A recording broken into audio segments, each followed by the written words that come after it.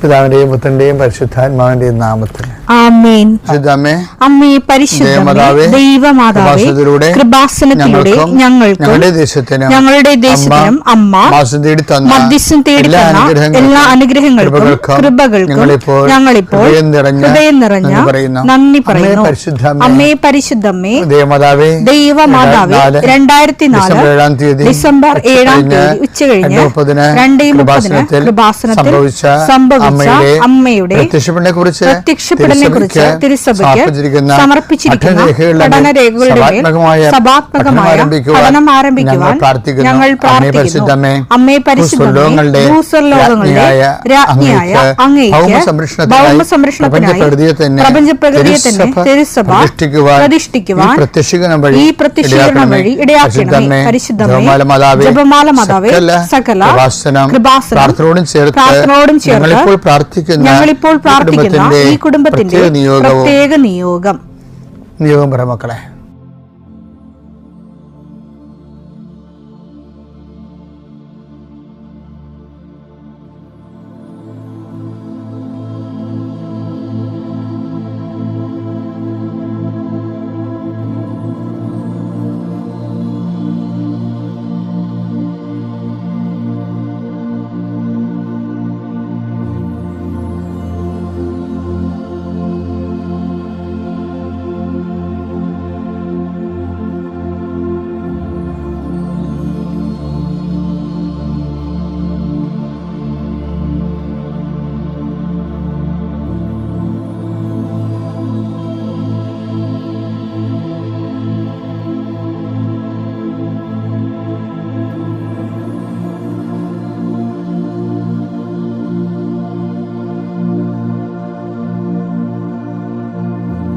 അമ്മയുടെ പ്രത്യക്ഷീകരണത്തിന്റെ ഈ അനുഗ്രഹവേളയിൽ ഞങ്ങൾക്ക് സാധിച്ചു തരുവാൻ കനിയണമേ. ആമേൻ. വിശ്വാസ പ്രമാണം. സർവശക്തനായ പിതാവും ആകാശത്തിന്റെയും ഭൂമിയുടെയും സൃഷ്ടാവുമായ ദൈവത്തിൽ ഞാൻ വിശ്വസിക്കുന്നു. അവിടുത്തെ ഏകപുത്രനും ഞങ്ങളുടെ കർത്താവുമായ ഈശോമിശിഹായിലും ഞാൻ വിശ്വസിക്കുന്നു. ഈ പുത്രൻ പരിശുദ്ധാത്മാവിനാൽ ഗർഭസ്ഥനായി കന്യകാമറിയത്തിൽ നിന്ന് പിറന്ന് പൊന്തിയോസ് പീലാത്തോസിന്റെ കാലത്ത് പീഡകൾ സഹിച്ച് കുരിശിൽ തറയ്ക്കപ്പെട്ട് മരിച്ച് അടക്കപ്പെട്ട് പാതാളങ്ങളിൽ ഇറങ്ങി മരിച്ചവരുടെ ഇടയിൽ നിന്ന് 3-ാം നാൾ ഉയർത്ത് സ്വർഗത്തിലേക്ക് എഴുന്നള്ളി സർവശക്തിയുള്ള പിതാവായ ദൈവത്തിന്റെ വലതുഭാഗത്തിരിക്കുന്നു. അവിടെ നിന്ന് ജീവിക്കുന്നവരെയും മരിച്ചവരെയും വിധിക്കുവാൻ വരുമെന്നും ഞാൻ വിശ്വസിക്കുന്നു. പരിശുദ്ധാത്മാവിലും ഞാൻ വിശ്വസിക്കുന്നു. വിശുദ്ധ കത്തോലിക്കാ സഭയിലും പുണ്യവാന്മാരുടെ ഐക്യത്തിലും പാപങ്ങളുടെ മോചനത്തിലും ശരീരത്തിന്റെ ഉയർപ്പിലും നിത്യമായ ജീവിതത്തിലും ഞാൻ വിശ്വസിക്കുന്നു. ആമേൻ. സ്വർഗ്ഗസ്ഥനായ ഞങ്ങളുടെ പിതാവേ, അങ്ങയുടെ നാമം പൂജിതമാകണമേ. അങ്ങയുടെ രാജ്യം വരണമേ. അങ്ങയുടെ തിരുമനസ് സ്വർഗത്തിലെ പോലെ ഭൂമിയിലും ആകണമേ. അന്നു വേണ്ടുന്ന ആഹാരം ഇന്ന് ഞങ്ങൾക്ക് തരണമേ. ഞങ്ങളോട് തെറ്റ് ചെയ്യുന്നവരോട് ഞങ്ങൾ ക്ഷമിക്കുന്നത് പോലെ ഞങ്ങളുടെ തെറ്റുകൾ ഞങ്ങളോടും ക്ഷമിക്കണമേ. ഞങ്ങളെ പ്രലോഭനത്തിൽ ഉൾപ്പെടുത്തരുതേ, തിന്മയിൽ ഞങ്ങൾ രക്ഷിക്കണമേ. ആമേൻ. നന്മ നിറഞ്ഞ മറിയമേ, സ്വസ്തി. കർത്താവ് അങ്ങയുടെ കൂടെ സ്ത്രീകളിൽ അങ്ങ് അനുഗ്രഹിക്കപ്പെട്ടവളാകുന്നു. അങ്ങയുടെ ഉദരത്തിൻ ഫലമായി ഈശോ അനുഗ്രഹിക്കപ്പെട്ടവനാകുന്നു. പരിശുദ്ധ മറിയമേ, തമ്പുരാന്റെ അമ്മേ, പാപികളായ ഞങ്ങൾക്ക് വേണ്ടി ഇപ്പോഴും ഞങ്ങളുടെ മരണസമയത്തും തമ്പുരാനോട് അപേക്ഷിക്കണമേ. ആമേൻ. കർത്താവേ, നിന്റെ ഉന്നതമായ നാമത്തിന് സ്തോത്രം ചെയ്യുന്ന കർത്താവേ, നിന്റെ വിശുദ്ധ പൗരോഹിത്യത്തെ മഹത്വപ്പെടുത്തണമേ. കർത്താവെ, സഭയിലുള്ള സാന്നിധ്യം പ്രകടമാക്കണം. 39 വർഷം ഞാൻ അർപ്പിച്ച കുർബാനയുടെ യോഗ്യതയാൽ കൃപാസനത്താറെ ജീവനോടെ പ്രത്യക്ഷപ്പെട്ട പരിശുദ്ധ അമ്മയുടെ മാധ്യസ്ഥത്തിൽ ഞാൻ മക്കളെ സംബന്ധിച്ച് പ്രാർത്ഥിക്കുന്നു. ജോലി ഇല്ലാത്തവരെ സംബന്ധിച്ച് പ്രാർത്ഥിക്കുന്നു. ജോലിക്ക് വേണ്ടി പരിശ്രമിക്കുന്ന പ്രാർത്ഥിക്കുന്നു.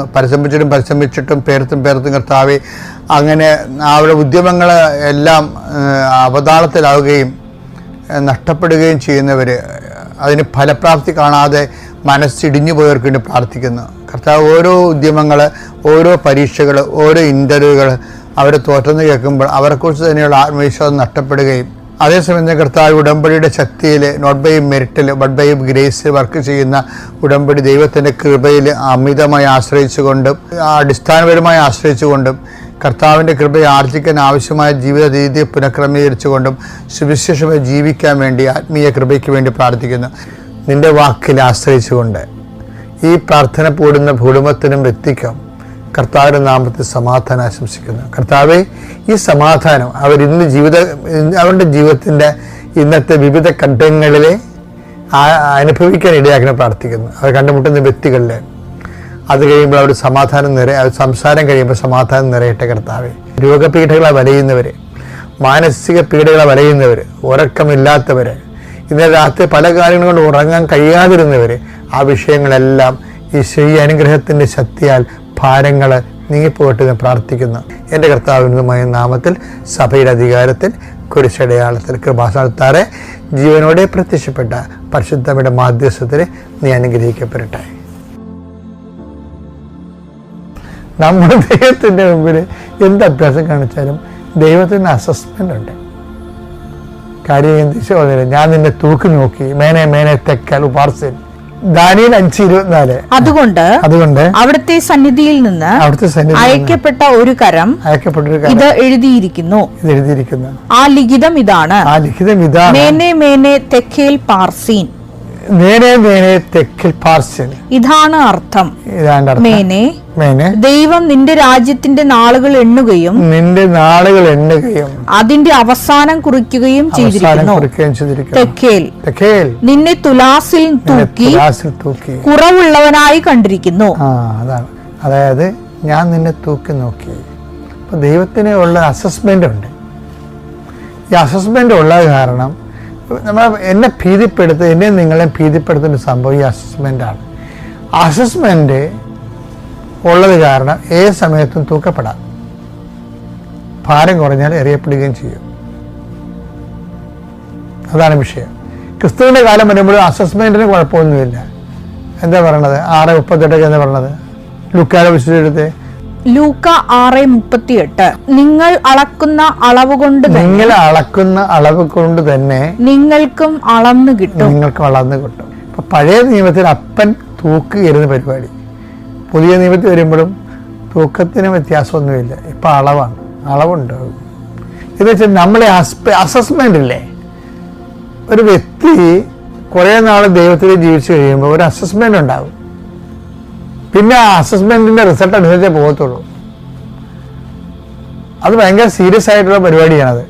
എന്ന് വെച്ച് കഴിഞ്ഞാൽ ഈ ഒരു അപ്രോച്ചിന് ഒരു വ്യത്യാസമില്ല. പഴയ നിയമത്തിൽ തൂക്കം, പുതിയ നിയമത്തിൽ അളവ്. എന്ന് വെച്ചാൽ എന്താ ഉദ്ദേശിക്കുന്നത്? നമ്മൾ ദൈവദൃശ്യനിധിയിൽ ഭാരമുള്ളവരായിരിക്കണം. ഞാൻ നിന്നെ തൂക്കി നോക്കി, നീ ഭാരം കുറഞ്ഞവരായി കാണപ്പെട്ടു എന്ന് പറയണത്. അപ്പം എന്താ ഉദ്ദേശിക്കുന്നത് വെച്ച് കഴിഞ്ഞാൽ ദൈവത്തിൻ്റെ തിരുസന്നിധിയിൽ നമുക്കൊരു വില ഉണ്ടാകണം. നമ്മളെ കൊണ്ട് ദൈവത്തിന് എന്ത് പ്രയോജനം എന്ന് പറഞ്ഞാൽ അതാണ്.